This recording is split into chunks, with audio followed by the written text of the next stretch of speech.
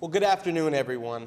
My name is Joshua Dubois, and I'm Executive Director of the White House Office of Faith-Based and Neighborhood Partnerships. And I want to thank you all for joining us this afternoon for this momentous call to action. As so many of you know, and as so many of you are working on, HIV is a serious challenge facing our communities and indeed our entire nation. And that's why we're pleased to host this call to action today, to engage faith and community leaders who've been on the forefront of working to turn around this crisis all around the nation. We're excited to learn about your experiences and participate together in this call to action. Just so we have some baseline facts first, an estimated 1.1 million people are living with HIV in our country, but 1 in 5 do not know that they are infected, and more than half of American adults ages 18 to 64 have never even been tested. Worldwide, about 52% of people living with HIV and AIDS are women. Now, faith-based and community-based organizations play a significant role in reducing health disparities and working to solve some of the most complex challenges we're facing as Americans, including HIV/AIDS. As trusted leaders who know their communities well, you, faith and community leaders, can help folks learn the facts about HIV and also proceed on prevention and testing strategies. Now, through the first ever national HIV/AIDS strategy, President Obama has charged the Federal Centers for Faith-Based and Neighborhood Partnerships with actively engaging faith communities to help end stigma around HIV/AIDS in order to make sure that we're effectively preventing the disease, reducing new infections, and getting people connected to early treatment. Early treatment is key. As a director of President Obama's administration in President Obama's administration on faith-based neighborhood partnerships, I'm pleased to host this conversation today and to launch a national call to action on these critical issues. With this call to action, we want to affirm all of the great work that faith and community-based organizations are doing already to respond to HIV/AIDS. But we also want to invite increased participation and awareness so that we can make further progress on these challenges. Some of us remember a time when even cancer was called an unspeakable disease. But now we are better educated than ever in responding to cancer in a myriad of ways. Now the time has come to take that same approach to HIV/AIDS and make sure everyone in our community is aware of their status, tested, and fighting this disease aggressively. Now, when the President announced the HIV/AIDS strategy almost a year ago, he told us that HIV reminded us of our obligations to one another, obligations that, like the virus itself, transcend barriers of race or station or sexual orientation or faith or nationality. No truer words have ever been spoken, and that's why we're motivated by that call to action to reach out to you, faith and community leaders around the country. It's a great pleasure to share this moment with my wonderful panel today. Let me introduce them and give them an opportunity to discuss their backgrounds with this work before we get started. First, we have Chantel Britton. Chantel's a scientific advisor for the Office of National AIDS Policy here at the White House. Next is Reverend Edwin Sanders. Reverend Sanders is the senior servant and founder of Metropolitan Interdenominational Church in my hometown of Nashville, Tennessee, and former member of the President's Advisory Council for HIV/AIDS. Thank you, Joshua. Thank you. Now we have Pernessa Seal. Pernessa is the CEO and founder of the Balm of Gilead Incorporated. Thank you. And finally, Philip Thomason, or Phil, the Minister of Outreach and Pastoral Care at St. Mark United Methodist Church in Atlanta, Georgia. Phil, thanks for joining us. Thank you. Before we go too much further, Chantel, why don't you start off by telling us a little bit about HIV/AIDS in America today and President Obama's plan to end stigma in the National HIV/AIDS strategy more broadly? Sure. I'll go ahead and make my comments really brief because I know we want to cover a lot during this important discussion. First, I want to say thank you to the U.S. Department of Health and Human Services and to the White House Office of Faith-Based and Neighborhood Partnerships for convening this important meeting. And to also let you know that my boss, Jeff Crawley, here at the Office of National AIDS Policy, sends his greetings. I currently serve as the policy advisor within the Office of National AIDS Policy, and I lead the team's work on women and girls issues and access to care issues that impact women and girls. I'd like to first start off with a few quick facts about HIV in America. So as Joshua stated, there are 1.1 million people living with HIV in the United States, and 56,000 people are infected every year, and every 9.5 minutes, someone is infected with HIV. The Centers for Disease Control and Prevention estimates that 21% of those infected don't even know their status. The populations at greatest risk for HIV include gay and bisexual men, who just represent 2% of the population in the United States, but 53% of all new infections. And that also includes young Black and Latino gay bisexual men who have higher HIV incidence among that population. Black Americans represent 13% of the US population, but 46% of all new infections. Latino Americans represent 15% of the US population, but 17% of new infections. And we also found in our work with developing the National HIV/AIDS Strategy that substance users, it's estimated that there are about 1 million injection drug users, and they account for 16% of new infections in the United States. It should be noted that the rate of HIV infection among Black Americans is 7 times that of white men and women. And while women represent 26% of all infected with HIV in the United States, Black women are 19 times more likely to become infected with HIV than white women, and Latinas are 5 times more likely to be infected. In terms of lifetime risk of HIV infection, 1 in 16 Black men and 1 in 30 Black women will become infected in their lifetime, compared to 1 in 35 Latino men, 1 in 114 Latinas, 1 in 104 white men, and 1 in 588 white females. And in the United States, the biggest investments in HIV have been associated with ensuring that people affected adequately receive appropriate care and treatment. Mandatory programs like the Medicare program and the Medicaid program, and discretionary programs like the Ryan White program, are some of the biggest programs in the United States that are available to help people gain access to care. Other investments in the United States associated with HIV include prevention and research, income support like the Supplemental Security Income Program, SSI, housing, and others. So research is certainly paying off. Currently, there are more antiretroviral therapies to treat HIV than those that exist to treat all cancers. And next month, we will commemorate the 30th year of AIDS in America. This marks the 30th year when the first AIDS case was reported by the Centers for Disease Control and Prevention, the CDC. As a nation, we've come a long way since then, but we still need to do a lot more to end this epidemic. That's why last year, as Joshua mentioned, President Obama released the National HIV/AIDS Strategy, the first comprehensive plan for responding to the domestic epidemic. The strategy demonstrates the president's deep commitment to fighting the HIV epidemic here at home. The strategy has 3 top action steps: reducing new infections, which includes intensifying HIV prevention efforts in communities at highest risk, so gay and bisexual men, Black Americans, Latino Americans, and substance users. Another top goal of the strategy is to increase access to care and improve health outcomes for people with HIV. So establishing a system that will link people to continuous and coordinated quality care when they're diagnosed with the virus. And reducing HIV-related disparities, which includes reducing stigma and discrimination against people with HIV. For more information about the strategy, I encourage you to visit www.aids.gov. So now I'd like to highlight that implementing the strategy doesn't just fall on the federal government alone. We all have a role to play. The faith community has a significant role to play.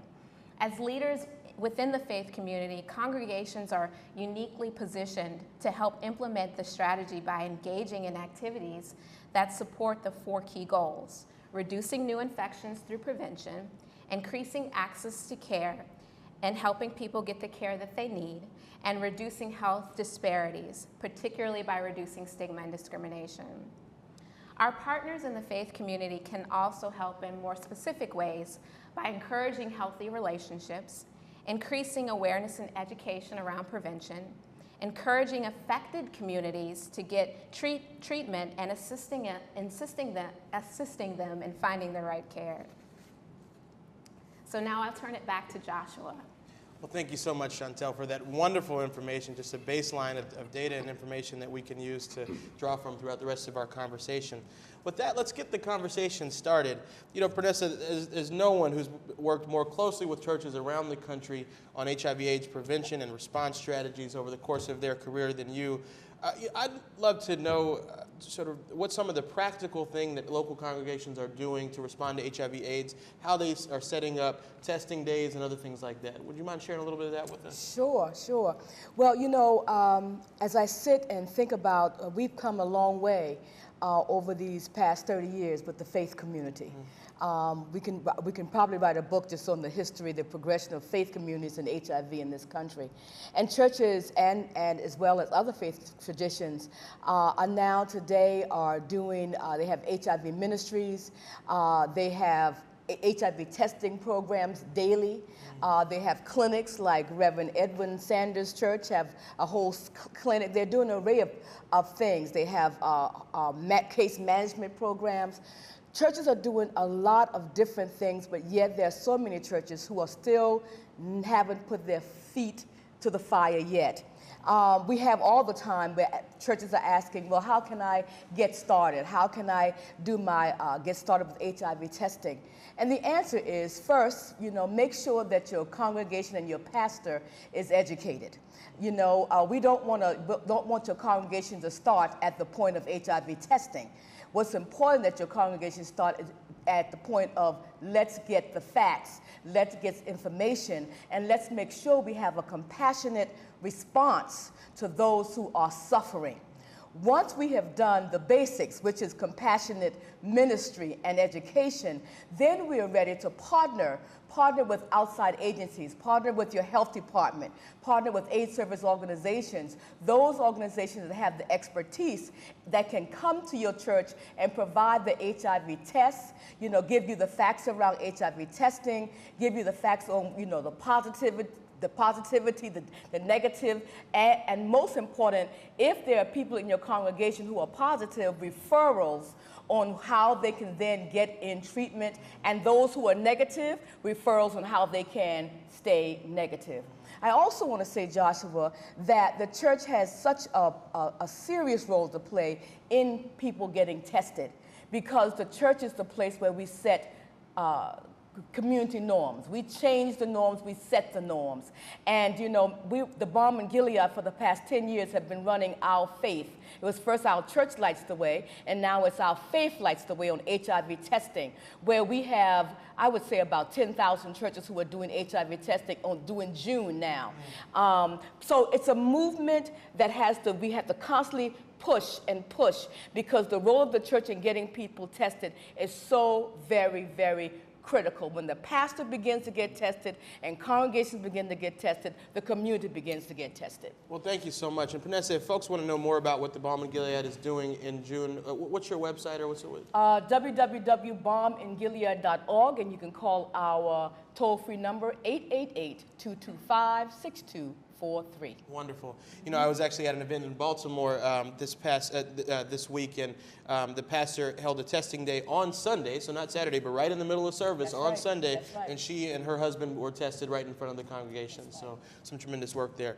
Reverend Sanders, Pernessa talked a lot about awareness and just getting that education out there. And now these are some tough subjects for some congregations to unpack. What's your sense of how congregations can deal with awareness and education within the context of a local house of worship?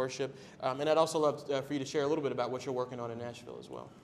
I think Vanessa's 100% right in terms of this whole business of education. But I think that one of the things we have to do is ultimately help clergy and faith leaders to frame the issue in a way that allows it to still be born out of the traditions from which people speak in terms of their faith. Also, it's important to move it to center stage, to where we're not just talking about something that's peripheral to what's going on in the life of the church, but rather that it's central. I tell people all the time, you can tell where the priorities of the church are in terms of mission and in terms of outreach in terms of what gets addressed from the pulpit. We have a lot of other opportunities to engage people in the community, but by and far, what happens at 11 o'clock on Sunday morning is most important. So we spend time helping people to learn how to frame the conversation such that it could become a Sunday morning conversation. For me, that ends up being first and foremost talking about life. In too many instances, a part of the stigma that's associated with the disease is because for too long we looked at it in terms of being a death sentence. The fact is, where we are now, this is a disease that you can live with. The antiretroviral drugs that we have allow people to be able to live lives that are fulfilling and as rewarding as anybody else. I think that what we see in terms of the research, there's significant strides that have been made in terms of what I think will eventually translate into a vaccine. But one of the things that we work on very hard is making sure that people understand the full array of strategies that have to be responded to and how we fit into those strategies. One of the things I spend a lot of time doing now is helping to mobilize faith communities where they are more open to being involved in vaccine trials. Because indeed, right now, there's a disparity in terms of involvement amongst people of color and the people being most disproportionately impacted. So one of the things that we would hate to see happen is that we end up with a vaccine that does not have the same level of efficacy with one group of people over against another. So we spend a lot of time trying to move faith leaders in that direction. It's also important to get people to understand that it's not just a one-dimensional way in which you can respond. Testing is important, raising consciousness is important, information dissemination is important, but also there are things that already exist within the church that make it a very important and viable part of our response to HIV/AIDS. We have bans that end up being very easily used to provide transportation. We have care teams that in many instances have already been developed in response, especially to grief and sickness, but can be easily shaped in ways that help them to be responsive to the ways in which we address the whole issue of HIV and AIDS. So we spend a lot of time making sure that people have the full array. The other thing that I found to be very important is to help people to learn how to speak about this disease in a way that gets them beyond the limitations that are sometimes the byproduct of not having a broad enough perspective in terms of what drives this disease. The whole business of social determinants ends up being very important because much of what has caused some communities to be more disproportionately impacted than others is a byproduct of historical realities and social realities that when they're put in proper context, it doesn't end up being the issue that bears the burden of being defined as a scourge and ends up being defined in ways that are always associated with sin, ethics, and morality, but rather realizing that there are many other dynamics at work in our society that are driving this. The Center for Disease Control a few years ago very clearly established that one of the things that perhaps drives infectious disease disproportionate impact in communities has a lot to do with the whole business of social stratification, much more than it has to do with behaviors of promiscuity or behaviors that are outside of what's acceptable norms. Yeah. So that level of education is important. We started doing this work 26 years ago, but the reason we started 26 years ago is because the first member with 30-year-old congregation, our congregation began on February the 1st, 1981. HIV/AIDS was identified as we know it now on June the 5th, 1981. Wow. So in that same year, we have a relationship in that level, but the first person to die in the history of our congregation died from HIV/AIDS. We didn't know it at first, but the minute we discovered it, we began to do education. And then when we began to do education, we realized it was important to do work around prevention. And then after prevention, we realized there were people that needed direct services. About that time, around 1991, this young lady right here, Vanessa Seal, used the leverage of the name of the White House to get a lot of us to come here to a meeting called in this building. In this building, as we were talking, we talked about the declaration of war against HIV and AIDS. At the end of that meeting, Vanessa hit all of us unexpectedly and threw a card in front of us and said, "Put down what you're going to do. What's your commitment when you leave?" Caught off guard and thinking very naively, I decided that I would write on my card that for the next 52 weeks, every worship service at Metropolitan Church would say something about HIV. We did that for the year. It was challenging. There were people who raised a lot of questions about why we kept pushing and pushing and pushing, but it was a transformative moment in terms of our congregation and also began, I think, to influence the way in which other people in our community saw us as not just being some extreme group, our church, in terms of addressing these issues. But we've seen a tremendous change. We used to be the HIV church in the community. Now there are many. And as a result of the work that we've been able to do through funding from the Centers for Disease Control, that's allowed us to be able to do capacity building across the country. We've actually worked in 32 states. We right now are involved in initiatives in major centers. But what we're trying to do is bring together, as I was saying a minute ago, the resources, so that the things that HRSA is doing, the things that SAMHSA is doing, the things that CDC are doing, the things that the Minority Initiative is doing, that all of those come together so that our communities are comprehensively responding over against being one-dimensional and also over against being locked into a narrow perspective that suggests that this disease is being driven by something that's immoral and outside of the church. Well, it sounds like you're really affirming the dignity of individuals with HIV and AIDS and saying that they have just as much worth and value as anybody else. So just appreciate the tremendous work and really groundbreaking work that you all are doing together, and really much of it started in this very building. Phil, I want to go to you now. You know, a lot of the conversation about HIV/AIDS today is about young people, and we're glad that more and more young people are getting tested, although more needs to happen. But that often leaves out folks who are a little bit older, some of our senior citizens or folks who are middle-aged. What do you think about the ways that we can engage older communities on HIV/AIDS, on testing, and on stigma issues as well? Well, I think one of the things that we have to do is to work as hard as we can to remove that stigma. I agree totally with what you said, that it has to be from the pulpits of the church. There is still the stigma attached to it all that it is a young gay man's disease. And we have to somehow figure out how to get people to understand the statistics that you gave and to realize that it is not just a disease that affects young gay men. You know, I didn't start out doing this. I started out as a pastor of a little church in South Georgia and somehow ended up in a church in Atlanta that has stood on the edge for caring and loving people for 110 years. And it wasn't until the early 90s when we were doing all that we could to keep up with what was going on. We were burying 15 to 20 young men a month. And it was one of the most mind-boggling experiences that I've ever had in my life, to help what parents would come to the funerals of their own children understand what was going on, but then to see your ministry go beyond that into the homes and the lives of these people to help them remove the stigma that was attached to their child. And it has been a job, it is still a job. I work real closely with Grady Hospital in Atlanta. Grady is a large metropolitan, quote, charity hospital that is filled with folks that need someone to care for them. And I think that as St. Mark has cared for the homeless and the poor and the disenfranchised over the year, we were called in the early 90s to do the part that we could as a church to help people become more aware of what was going on. One of the things that we are trying our best to do is to take the message of HIV and AIDS into the Senior Citizen Center, the nursing centers in Atlanta, so that we can help those people become more comfortable with being tested, which I think in itself is a job. But another concern that I have is the young people that I know that are being tested and they're coming back positive.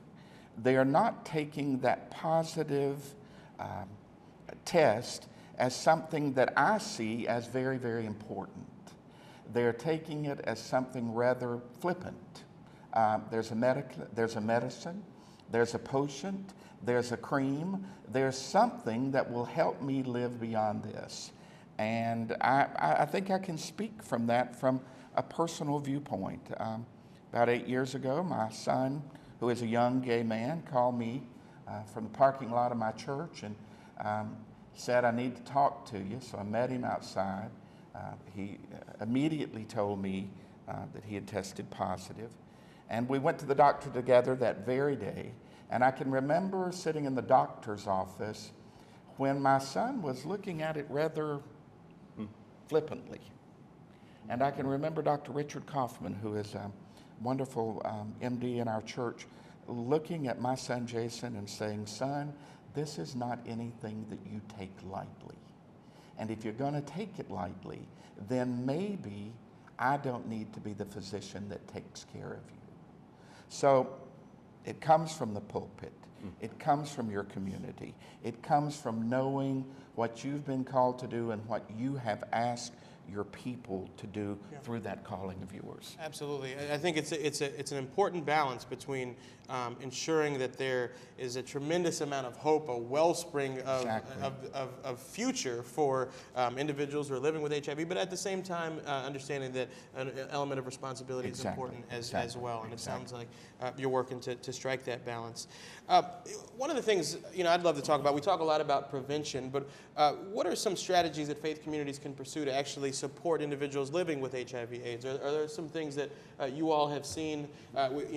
We do talk a lot about prevention and testing, but what about the affirmation and support for individuals living with HIV? Well, I think one of the things that I've seen in Atlanta is the fact that AIDS service organizations are disappearing as quickly as anything that I've seen disappear. The money has dried up. There's no funding available for it, and people are beginning to see that this disease is something that is totally absent from our society at the moment.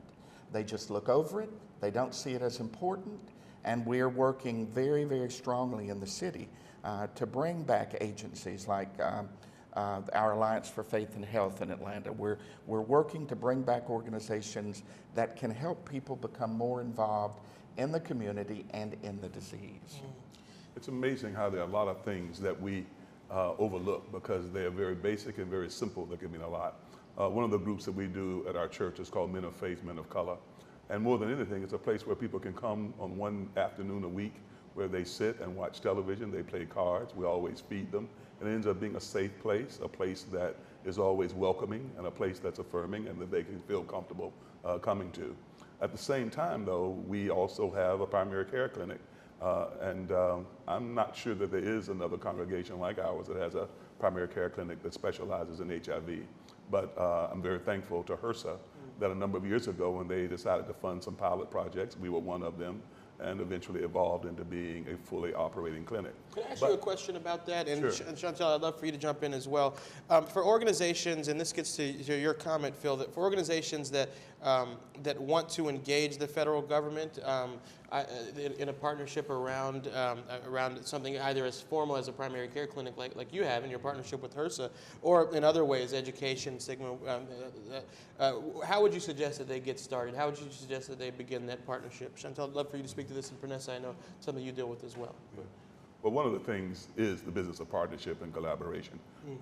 If I was starting at this point right now, I think that I'd be looking more and more in terms of how you bring the resources, the energies, the passion, and the commitment of various folks who are concerned in the community together. It's hard to be one-dimensional anymore. Now, over time, we've been able to develop many different dimensions of our work under one umbrella.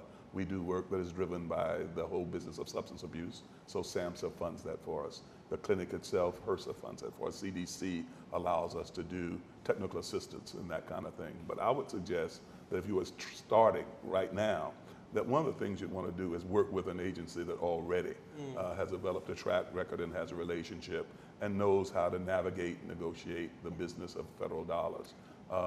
It's not easy. It is very demanding. I think we find ourselves, even after being a part of that dynamic for many years, we're still a challenge because having the infrastructure that allows you to be able to run those kinds of grants and funds is very hard.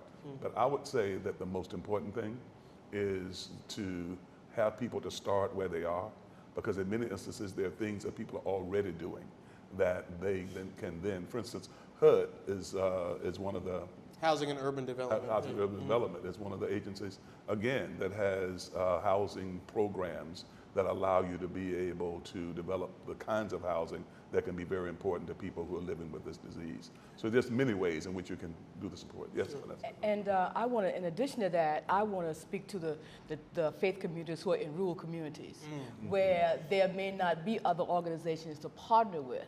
And in those places, you know, we have the internet now. There are a lot of resources on the internet on how to write a grant. And sometimes the first grant is not necessarily the government grant.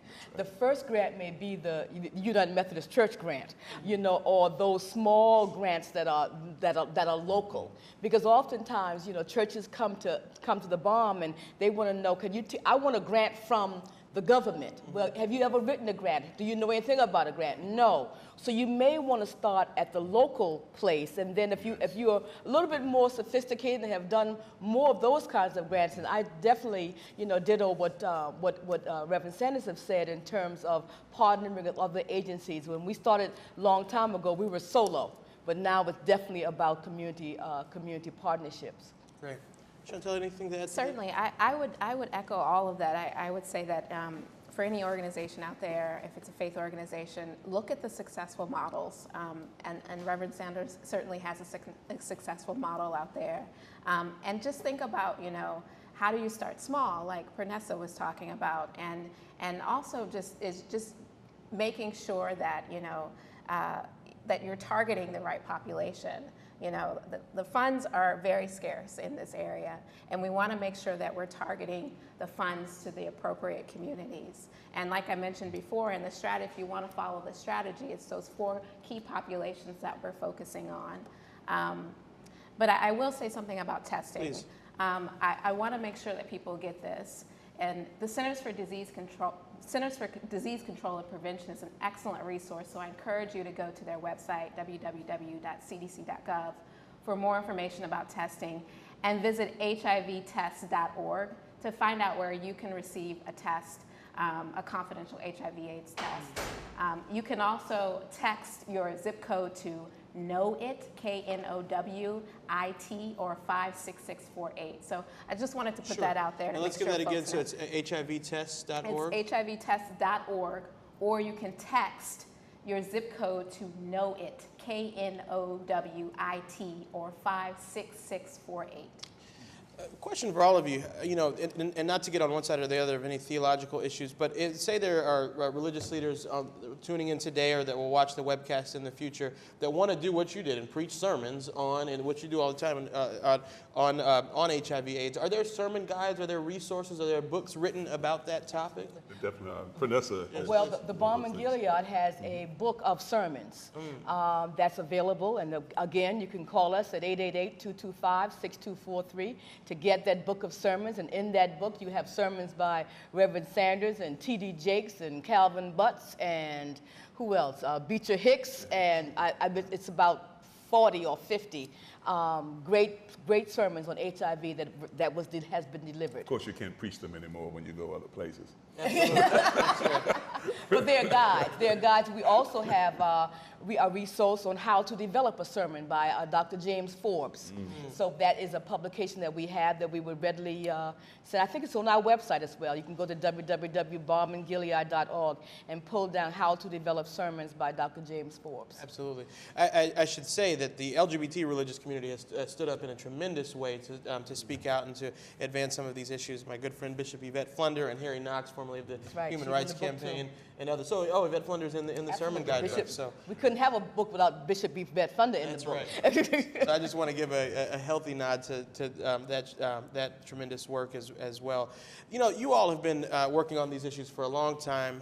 You became interested very early on and have a compelling personal story with your son, and you all were there in the earliest days. Reflect a little bit, if you don't mind, on where we've been over the last number of years and where we are now in terms of the history of this crisis, of this disease, and where we're going at this point. If you wouldn't mind just giving us a little bit of perspective there. One of the lines that I like to use when we talk about testing is to always say everybody has a status. And the issue is, do you know yours? One of the things I think is very important for us is to learn how to respond to people who test negative as well as those who test positive. Interesting. Because sometimes the people who tested negative, they don't get any response. As a matter of fact, for some it translates into, oh, it's a license to go out and continue to live my life the way I've been living it, over against it being a very important point of engagement that allows you to be able to perhaps inform people in a way that they will never become positive. So I think that it's important to talk about testing in terms of a way that becomes very much routine. A few years ago, the CDC initiated an initiative called Opt Out, which was intended to make sure the providers were going to at least recommend or offer the test to everyone they saw. It gets to be important until testing becomes routine, until it becomes very much something that's normalized, the way we do other tests all the time. I think that we'll continue to see the problem not be addressed as forthrightly as it can. So I think that is interesting. But over time, what I've seen is open-mindedness.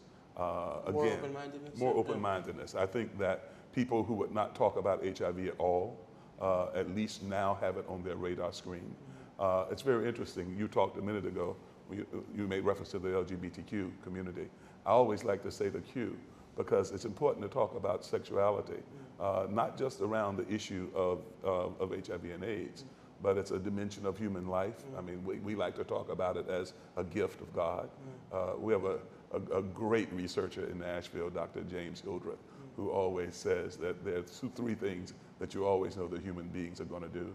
He says they're going to eat food, they're going to drink water, and they're going to have sex. Well, we spend a lot of time talking about diet. We spend a lot of time making sure that there's access and quality water to people all over the world. But I think the way you talk about it in the context of the church is to make it a part of something that's bigger than a problem, but to rather talk about it in terms of part of a natural human thing. And then I always, if you notice, I always throw the Q at the end. I first did not take that seriously when people started saying LGBTQ. If you say LGBT, you're talking about less than 10% of our society. If you add Q, you're talking about close to 50% of the society.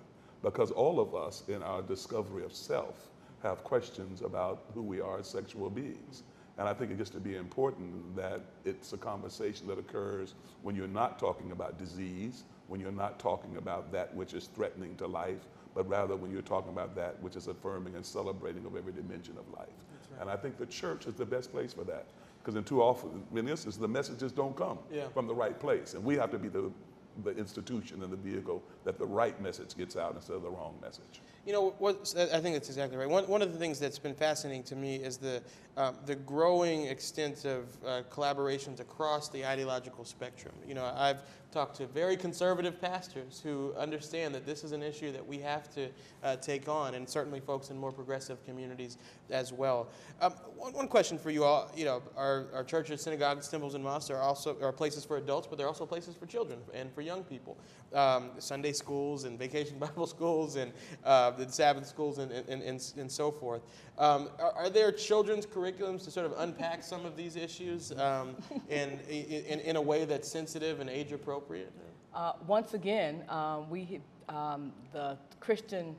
the Sunday school curriculum that has been developed by the BOM and written by United Methodist minister Dr. Cochran out of New York.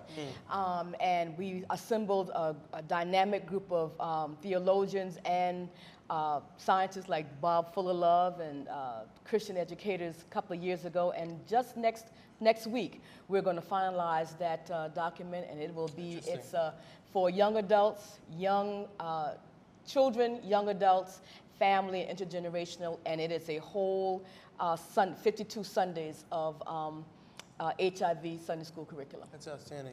You know, I just say as a technical matter, because we're the White House and the federal government, we don't endorse any particular curriculum, but what we do want to make sure is that folks tuning in are aware of all the tremendous and rich resources provided by the organizations on our panel and others around the country.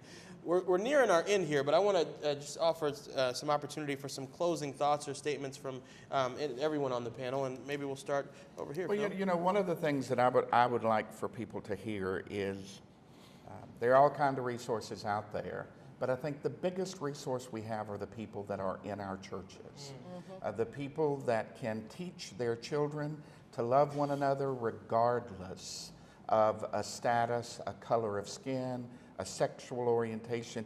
It comes from that pulpit. It comes from the people of that church who have used their life journey to teach their children to do what's right. You know, St. Mark is a church that is 94% GLBTQ, probably more GLBT that I know of right now. We stand from that pulpit each and every day and teach those children. When I came there was one child. Now we've got 30, 40 children running through the building. It's our responsibility as pastors to see that those children are taught correctly. And whatever that means, it's our job to do it. Thank you so much, Phil. Vanessa? I want to close by just sharing a question before in terms of what are some of the historical moments. Yeah. And I believe the Week of Prayer.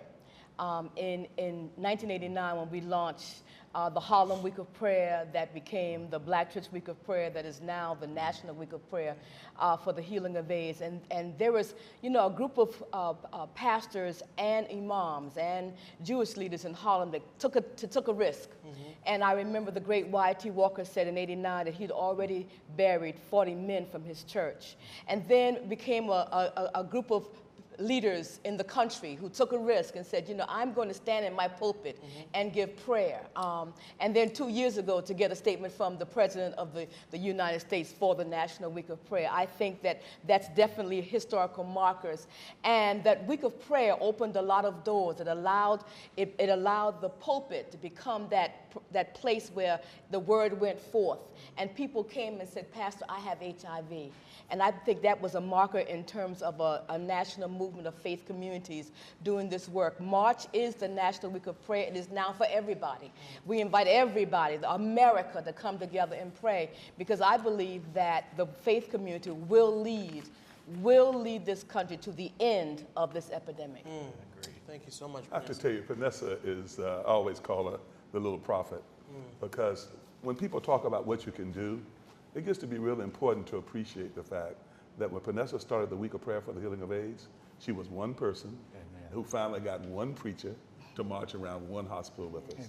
Amen. And now there are 10,000 churches that do it. So that's the other thing, is don't underestimate what one person can do. Absolutely. The other thing that I would say as a closing remark on my general comments is that I've discovered that the language that we use in the faith community in response to this disease is very important. We've used the language here, but I think it's important to emphasize. I spend a lot of time talking about life, about liberation, and about love. Even when I talk about sexual orientation, I much prefer to talk about same-gender loving people. When you talk about love, it brings it into the arena of what has to be dealt with forthrightly across the spectrum. And I appreciate what you were saying about there's so many people who, especially theologically, philosophically, in terms of precept and concept, come to this disease from different places. But yet there are some things that cut through all the threads, even in terms of faith. I mean, you can talk about life, liberation, and love with Muslims. You can talk about life, liberation, and love with Jews. You can talk about life, liberation, and love with Buddhists. And there's a way in which I'm convinced the spirit of the faith tradition that we're in is one that has an all-encompassing dimension to it. There's universal language. It is the way in which the light, which is the truth, can be shared. And I think that one of the things we have to do is use the strengths that we have in the faith community in order to be a part of a unifying force. Because there's a lot of fragmentation, a lot of division, because of issues like those we mentioned here today. But yet, if you're going to move beyond the stigma, if you're going to move beyond the things that represent the stumbling blocks, the shame, and even the guilt, which people very often carry with this, there's a way in which those things can help us get beyond that. I actually believe, I tell people all the time, they say, Ed, where does your passion come from? Why do you find yourself so committed to this? I figured out a long time ago that if we deal effectively with HIV and AIDS, we can deal with all the stuff that haunts us in our community, in our world. Wow. You're not going to deal with HIV AIDS and not deal with education, because we know that almost 50% of the people that have the new infections are people that don't have a high school diploma.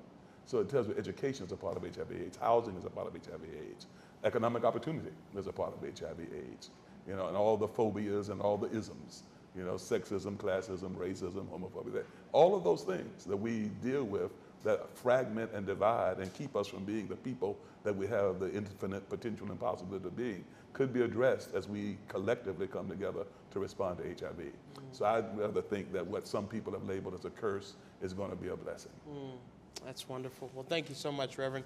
I've actually just been handed a few questions that we've gotten from some folks that are tuning in, and we're going to conclude with a little bit of a lightning round with some of these. Karen from Miami asks, how were you able to initially get into the church in order to spread the message of the disease? I think that was a question for Pranessa. Well, I got into the church by saying, let's come together and pray. And prayer was a catalyst to come together and really do education. Because we always have to speak the language of the organization or the group or the targeted people that we are speaking to. Absolutely. Phil, we'll give this one to you. Mary from Mississippi is asking, is there thought given to integrating this AIDS initiative as one part of the many medical services needed in rural areas? Any thoughts on that? Well, I used to live in a rural area. I was the pastor of a church in a little town of about 800 people when I first went into the ministry. And in that town, I think more so than ever, in South Georgia and South Carolina, all of the southern small towns that I'm aware of, we need to educate still the medical professionals who are in that town. We need for the church to be a part of their journey, and we need to make sure that they hear the words that we need to speak, that the people living in your community are as infected and affected as the people who live in a city of 10 million. Yeah. And I would just add to that. I was going to say that, you know, certainly the services that get left out sometimes are very important. Those supportive services Exactly. like transportation, when there is no public transportation in rural areas for people with HIV and AIDS. And workforce is also key as well. We need to make sure that we have a steady stream of HIV specialists out there to continue to provide these critical services for individuals affected by the disease. Telemedicine is also another way that people with HIV and AIDS are receiving appropriate care in rural areas. Tell us about telemedicine. So telemedicine is one of the ways that it can focus on workforce issues and workforce development issues.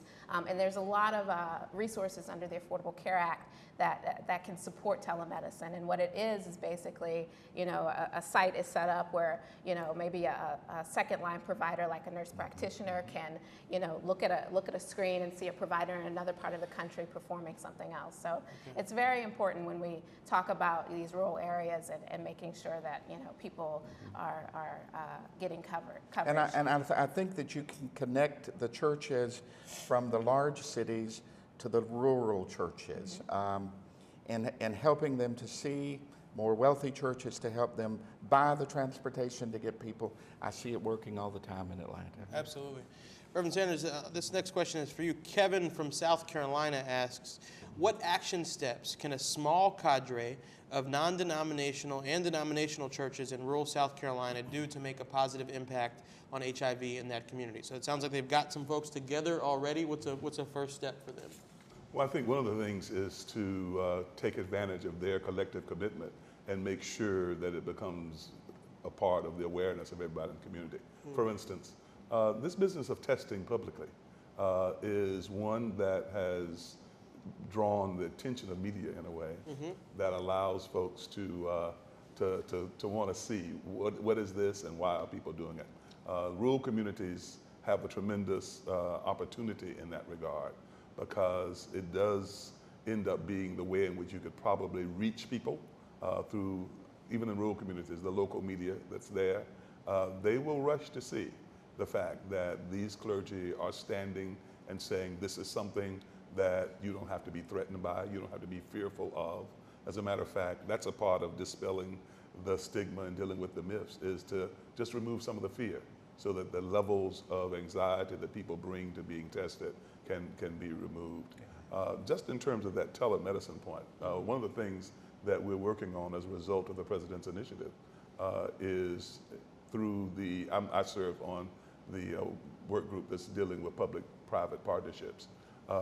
What you find is that throughout the country, even in rural communities, there are certain franchise deliverers of basic medical care and medical supplies that are now developing within their businesses clinics that are simple walk-in spaces that allow people in places that you would not think of. I'm trying my best not to call names. I guess we're not to make commercials for folks here today, but there are some of the network pharmacies and the like that have made commitments to adding HIV Walk-in clinics, yeah.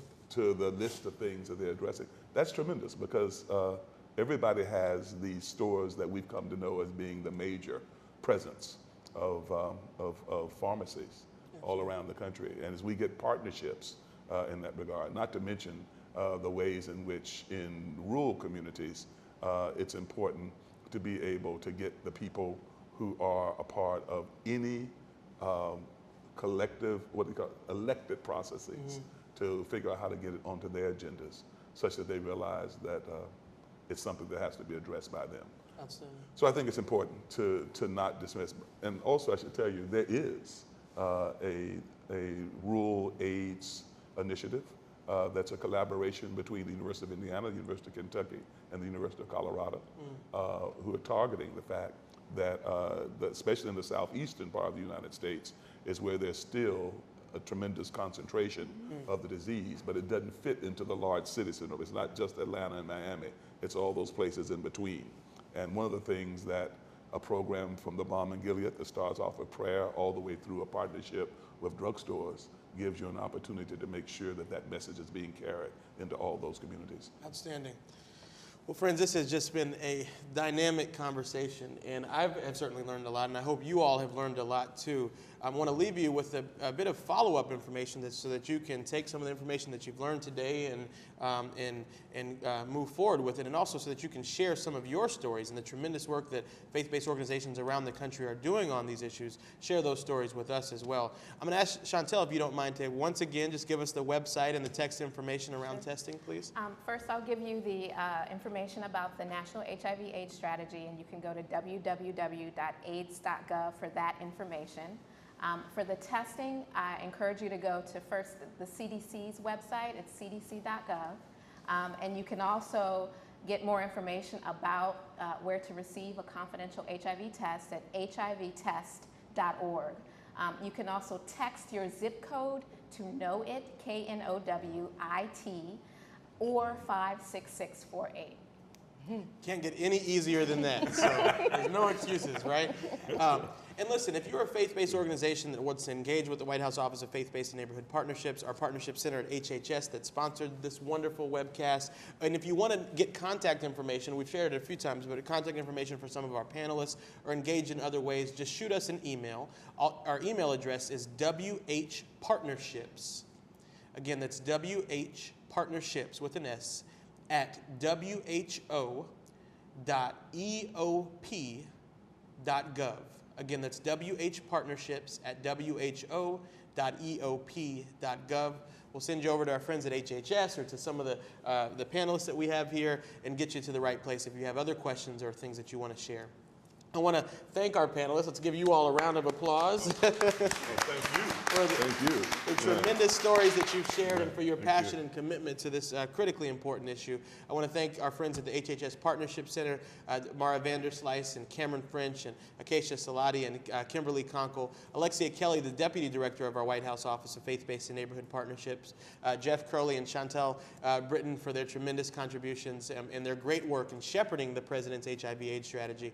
And once again, a hearty thank you to all of you for the work that you're doing to address HIV/AIDS, to affirm the dignity of every single human being, and move forward to impact this critical issue. Thank you so much. Take care.